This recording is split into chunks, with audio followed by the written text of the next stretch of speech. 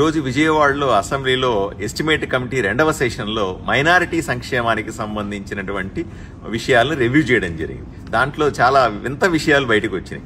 గత జగన్మోహన్ రెడ్డి ప్రభుత్వంలో మైనారిటీలు చాలా గొప్పగా చూసుకున్నానని చెప్పేదంతా అబద్ధం అని తేలింది. ఎందుకంటే గత 5 సంవత్సరాల్లో 2019 నుంచి 24 మధ్య జగన్మోహన్ రెడ్డి ముఖ్యమంత్రిగా ఉన్న సమయంలో మైనారిటీ సంక్షేమం కోసం ₹1 అంటే ₹1 కూడా ఖర్చు పెట్టలేదు. నేను చూశాను. కేవలం ఆదోనిలో మాత్రమే షాదీఖానా అయిపోయిందా, ఆదోనిలోనే ఈద్గా అయిపోయిందా అంటే అలా కాదు.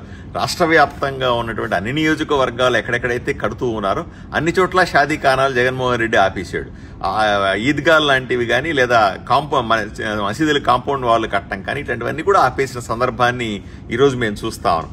సుమారు ఇప్పుడు ప్రధానమంత్రి జన వికాస్ యోజన అంటే నరేంద్ర మోదీ గారు మైనారిటీ సంక్షేమం కోసం పంపించిన నిధులు 200 కోట్ల రూపాయలని దాంతో రాష్ట్ర ప్రభుత్వం కలిపి 150 కోట్ల రూపాయలు 352 కోట్ల రూపాయలని పక్కదావ పట్టించి తన సొంత అవసరాలకు వేరే అవసరాలకు వాడేసుకోవడం వల్ల మైనారిటీలకు సంబంధించినటువంటి ఏ ప్రాజెక్టు ముందుకు పోలేదు.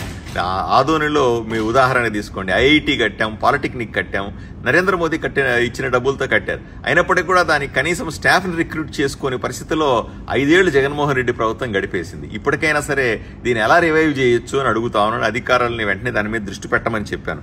అదేవిధంగా స్కూల్స్ కానీ, హాస్టల్స్ కానీ, స్పోర్ట్స్ కాంప్లెక్స్ కానీ ఇవన్నీ కట్టడానికి కేంద్ర ప్రభుత్వం నిధులు ఇస్తుంది.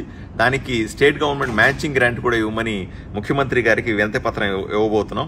అదేవిధంగా హజ్ యాత్రకు సంబంధించినటువంటి ₹1,00,000 ఇస్తామని చెప్పేది. ఇది కేవలం విజయవాడలో నుంచి ఫ్లైట్ ఎక్కితే మాత్రమే ₹1,00,000 వస్తుంది. మన ప్రాంతంలో ఇప్పుడు కర్నూలు కానీ, అనంతపురం కానీ, ఆదోని కానీ నుంచి ఎక్కాలి. వాళ్ళు ఎలా వస్తే హైదరాబాద్కు, బెంగళూరుకు పోయి ఎక్కుతా ఉన్నారు. అట్లా వెళ్తే ₹1,00,000 హజ్ యాత్రకు రావట్లేదు. అందువల్ల దీన్ని కూడా ఆంధ్రప్రదేశ్ ప్రజలు ఎక్కడి నుంచి హజ్ యాత్రకు పోయినా సరే ₹1,00,000 వచ్చే ఏర్పాట్లు చేయమని అధికారులను కోరాం. అలాగే దూదేకుల కార్పొరేషన్కి ₹100 కోట్ల ఏర్పాటు చేసి అత్యంత వెనుకబడినటువంటి దూదేకులని అభివృద్ధి చేసే ప్రయత్నం కూడా చేయాలని ఈరోజు రివ్యూలో అధికారులను కోరాం.